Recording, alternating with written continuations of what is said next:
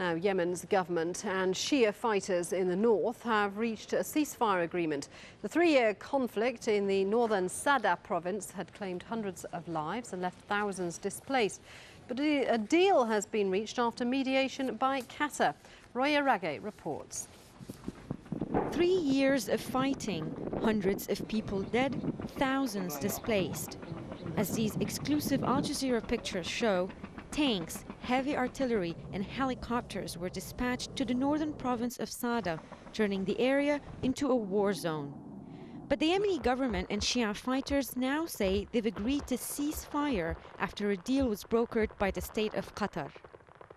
Under the agreement, the fighters will turn in their weapons to the government.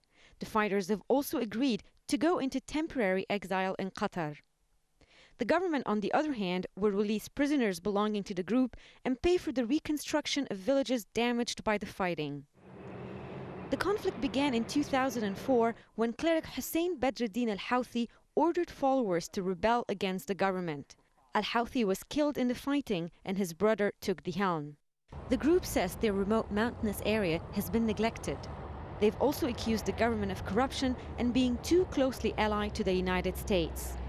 The government, in return, has accused al-Houthi's group of sedition, forming an illegal group, and inciting anti-American sentiment. Cycles of violence erupted between the two sides, the latest in January, despite an amnesty and release of fighters in 2006. But Qatar's foreign minister has told Al Jazeera Qatar's Emir Sheikh Hamad bin Khalifa Al Thani mediated an agreement between the two parties during a visit to Yemen last month. Al-Houthi issued a statement saying, quote, "In response to the government's call and to prevent bloodshed, we declare a stop to violence and fighting and our commitment to the republican system and constitution." Under the agreement, the government's committed itself to help those displaced by the fighting. Clashes had hampered humanitarian work in the area, and there are estimates that up to 35,000 displaced people are waiting to go home. Roya Rage, Al Jazeera.